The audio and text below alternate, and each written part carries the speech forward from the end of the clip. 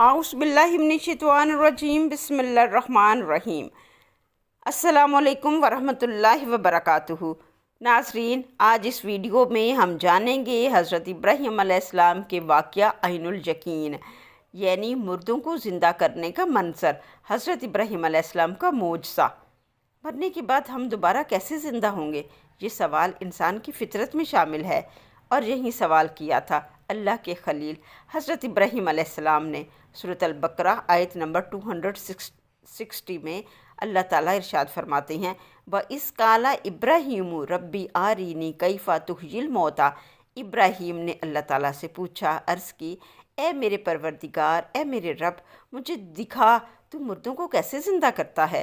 یہ سوال شک کی بنیاد پر نہیں تھا، بلکہ ایمان کو عین الیقین تک لے جانے کی طلب تھی۔ اللہ تعالیٰ نے کہا، کیا تم ایمان نہیں رکھتے ہو؟ ابراہیم نے عرض کی، کالا بالا ولیکن لیطمئن قلبی، یقین تو رکھتا ہوں مگر چاہتا ہوں کہ دل مطمئن ہو جائے۔ یہ ہے سچا ایمان، جہاں دل مزید قرب الہی چاہتا ہے۔ کالا فخذ اربعۃ من الطیر فصرہن الیک، اللہ تعالیٰ نے فرمایا، تو پرندوں میں سے کوئی 4 پرندے پکڑ لو، پھر انہیں اپنے ساتھ مانوس کر لو۔ ثم اجعل علی کل جبل منہن جزءا، پھر ان سب کا ایک ایک ٹکڑا ہر پہاڑ پر رکھ دو۔ ثم ادعوہن یاتیناک سعیا واعلم ان اللہ عزیز حکیم، پھر انہیں پکارو تو وہ تمہارے پاس دوڑتے ہوئے چلے آئیں گے، اور جان رکھو کہ اللہ غالب حکمت والا ہے۔ حضرت ابراہیم علیہ السلام کے اس سوال کی بہت سی وجوہات تھیں۔ ایک تو یہ کہ چونکہ یہی دلیل آپ علیہ السلام نے نمرود مردود کے سامنے پیش کی تھی، تو آپ علیہ السلام نے چاہا علم الیقین سے عین الیقین حاصل ہو جائے۔ جانتا تو ہوں لیکن دیکھ بھی لوں تو دل کو زیادہ تسلی اور اطمینان ہو جائے۔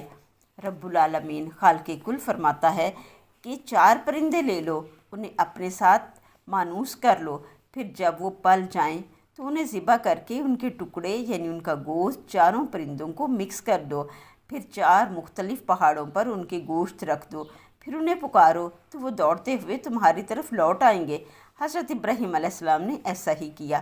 انہوں نے 4 پرندوں کو کچھ عرصہ اپنی نگرانی میں پالا، پھر انہیں ذبح کیا، ان کا گوشت اور پر مکس کر کے 4 مختلف پہاڑوں پر رکھ دیے، اور سب پرندوں کے سر اپنے ہاتھ میں رکھے، پھر بحکم اللہ انہیں بلانے لگے۔ جس جانور کو آواز دیتے اس کے بکھرے ہوئے پر ادھر ادھر سے اڑتے اور آپس میں جڑ جاتے۔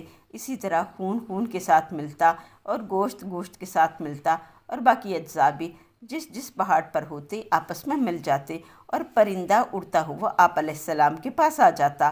آپ اسے کسی دوسرے پرندے کا سر دیتے تو وہ قبول نہ کرتا، خود اس کا سر دیتے تو وہ جڑ جاتا، یہاں تک کہ ایک ایک کر کے یہ 4 پرندے زندہ ہو کر اڑنے لگے۔ اور اللہ تعالیٰ کی قدرت کا اور مردوں کے زندہ ہونے کا یہ ایمان افروز نظارہ خلیل اللہ نے اپنی آنکھوں سے دیکھ لیا۔ پھر فرماتا ہے کہ جان لے اللہ غالب ہے، کوئی چیز اسے عاجز نہیں کر سکتی، جس کام کو چاہے کر سکتا ہے، جس کام کو روکنا چاہے رک جاتا ہے، ہر چیز اس کے قبضہ قدرت میں ہے، وہ اپنے اقوال و افعال میں حکیم ہے۔ اس آیت اور اس واقعے سے ہمیں یہ سبق حاصل ہوتا ہے کہ ایمان میں شک کی نہیں، دل کے اطمینان کی جگہ ہے۔ اللہ تعالیٰ اپنی قدرت کے اظہار سے بندے کے ایمان کو اور مضبوط کرتا ہے۔ علم اور ایمان ایک دوسرے کے مخالف نہیں، بلکہ ایک دوسرے کو مکمل کرتے ہیں۔